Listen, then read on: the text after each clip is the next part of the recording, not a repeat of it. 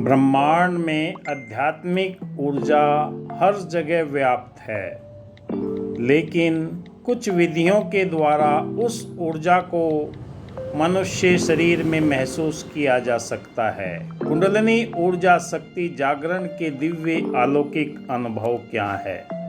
मैं reiki grand master विकास बिहानिया आज इस वीडियो के माध्यम से आपको जानकारी दूंगा। कुंडलिनी एक सूक्ष्म आध्यात्मिक ऊर्जा है जो प्रत्येक व्यक्ति के शरीर में मेरुदंड स्पाइनल कॉर्ड के मूलाधार चक्र में कुंडलिनी मारे हुए सुषुप्त अवस्था में स्थित रहती है। इसे शक्ति या आदि शक्ति भी कहा जाता है। जब साधक विशेष योगाभ्यास, सुमरण, मंत्र जाप, प्राणायाम, गुरु कृपा से इस शक्ति को जागृत करता है, तब यह ऊर्जा धीरे धीरे ऊपर की ओर सब चक्रों को भेजते हुए सहस्त्रार चक्र तक पहुंचती है। हर धर्म, संप्रदाय, मजहब सभी के अंदर इस ऊर्जा का जिक्र है। इसका नाम कुछ भी दिया जा सकता है, लेकिन यह ऊर्जा आपके अंदर ही समाहित रहती है। इसके जागरण के कुछ लक्षण है। कुंडलिनी जागरण के अनुभव आपको क्या क्या महसूस होते हैं? जब कुंडलिनी ऊर्जा जागृत होती है तो साधक को अनेक प्रकार के अलौकिक व दिव्य अनुभव होते हैं। आध्यात्मिक चेतना उसकी उच्च स्तर पर पहुंचने लगती है। अनुभवी साधक के शरीर में मानसिक, भावनात्मक, आत्मिक स्तर पर पूरी तरह रूपांतरण होने लगता है। जब हमारी 5 ज्ञानेंद्रियां, 5 कर्मेंद्रियां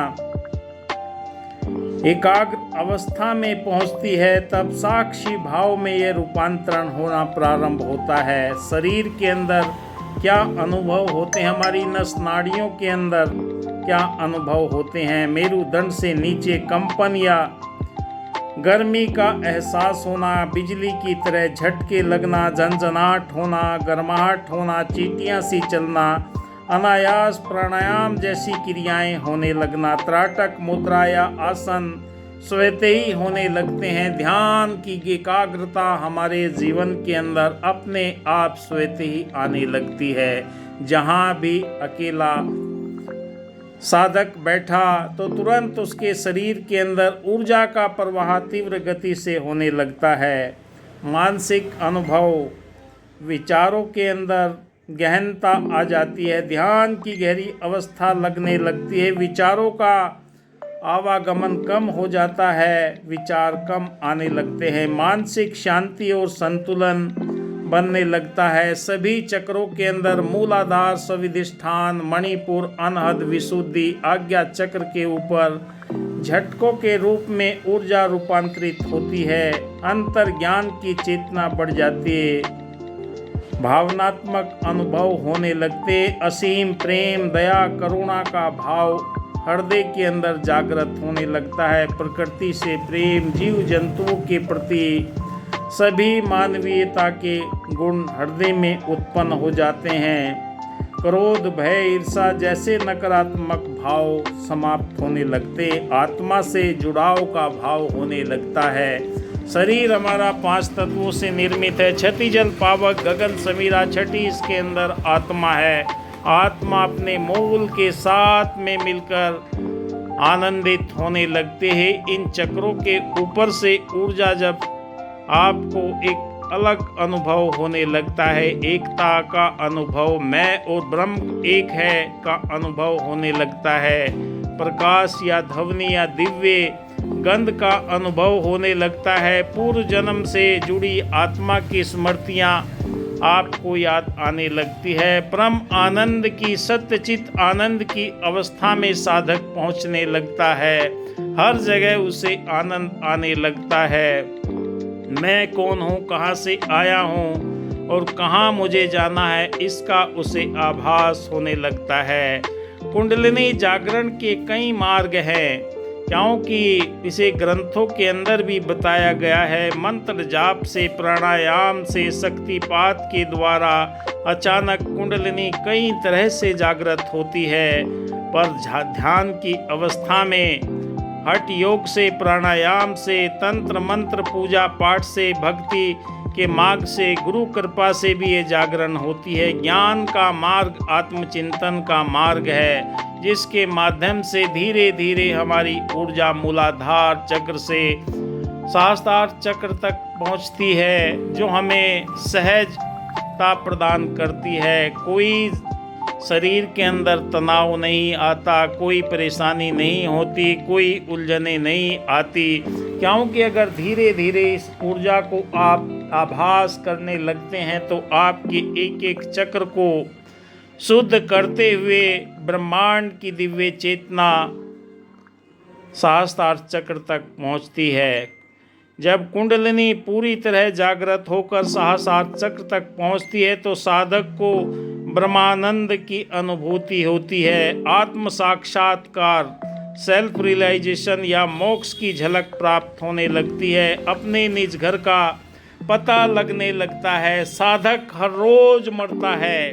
संसार के अंदर तो एक बार आदमी मरता है, पर साधक हर रोज मरता है। अपने ईश्वर के प्रति, अपने निज घर का आभास उसे होने लगता है, कहाँ मुझे जाना है, और ये झलक उसे इस अवस्था में अस्थायी रूप से जीवन मुक्ति को कहलाती है। कहा कि मुक्त जीवन हो गया, चारों पदार्थ पा गया, लौटे मजे प्रहलाद ने इस नाम के प्रताप से, नरसिंह हो दर्शन दिया, त्रिलोक में यश छा गया।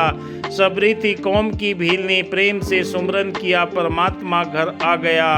कई सावधानियां। इस मार्ग में चलने के लिए साधक को कुंडलिनी एक अत्यंत शक्तिशाली ऊर्जा है।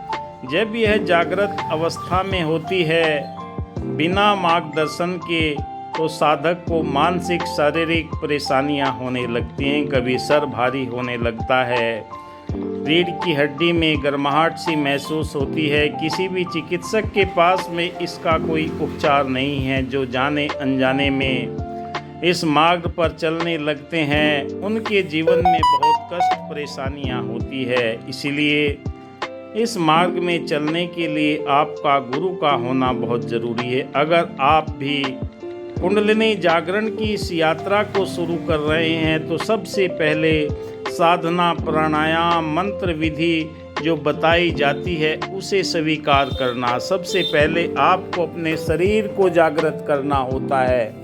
जब आपका शरीर जागृत होता है तो इस ऊर्जा को संभाल पाने में वो सक्षम होता हुआ चला जाता है। हमारे सातों चक्रों के अंदर ऊर्जा का बैलेंस बनने लगता है, क्योंकि जब तक आपके शरीर के अंदर ऊर्जा संभालने की क्षमता नहीं होगी तो कोई न कहीं दबाव, सर के अंदर भारीपन, कमर के अंदर दर्द का महसूस होना, या कोई आपका हर समय तापक्रम बढ़ा रहना, कहीं भी किसी भी चिकित्सक के पास में इसका उपचार ना, अग्नि सी शरीर के अंदर महसूस होने लगती है। पूरा शरीर जलने सा लगता है, क्योंकि ये ऊर्जा आपको इसी रूप में अनुभव होती है। और जब ये आपके जीवन के अंदर ऊर्जा सही रूप से रूपांतरित होती है तो आप इसे संभाल पाते हैं। इसलिए कहा कि गुरु दिखावे गुरु मनावे, गुरु ही प्यार सिखाता है। गुरु बिन भक्ति मूल न होवे, वृथा समय गमाता है। साधक अपने समय को सिद्धियां प्राप्त करने में लगा देता है, ना तो वो सिद्धियां प्राप्त कर पाता है, ना वो भक्ति के इस मार्ग को समझ पाता है। इसलिए कुंडलिनी जागरण की यात्रा प्रारंभ करने से पहले मानसिक रूप से तैयार हो जाएं। आप किस दिशा की ओर बढ़ने जा रहे हैं, क्योंकि इस ऊर्जा को संभालने के लिए आप अगर मानसिक रूप से तैयार है, शारीरिक रूप से तैयार है, आत्मिक रूप से तैयार है, तो ये आपके लिए सुखदायी है। आपको भूत, भविष्य, वर्तमान के होने वाली घटनाओं का परिचय तभी हो सकता है अगर आप इस विद्या के अंदर परिपूर्ण हो जाते हैं। तो कुंडलिनी ऊर्जा आपके हर कार्य में सहायक होती है। मेरे कई साधक हैं, कोई कलकत्ता से, कोई कहीं से, वो कहीं न कहीं से टीवी से यूट्यूब से देखकर साधना करने लगे। कई बरस से परेशान थे, आज वो मेरे द्वारा शक्तिपात लेकर अपने जीवन को खुशहाल कर रहे हैं। कहने का तात्पर्य यह है कि बिना जानकारी के अगर आप इस ऊर्जा को छेड़ते हैं तो आपके जीवन के अंदर कई तरह की घटनाएं होने लगती हैं। आप देख रहे हैं मेरा यूट्यूब चैनल विकास बिहानिया। वीडियो अच्छी लगे तो लाइक कीजिए, अपने दोस्तों को बताइए, और अगर शीघ्रता से शक्तिपात कराकर इस ऊर्जा को अपने जीवन में महसूस करना चाहते हैं तो आप दिए हुए नंबर पर संपर्क करें। दुनिया के किसी भी क्षेत्र से आपको ऑनलाइन के द्वारा ये दीक्षा शक्तिपात किया जाएगा, आपको संपूर्ण जानकारी दी जाएगी। धन्यवाद। जय हिंद।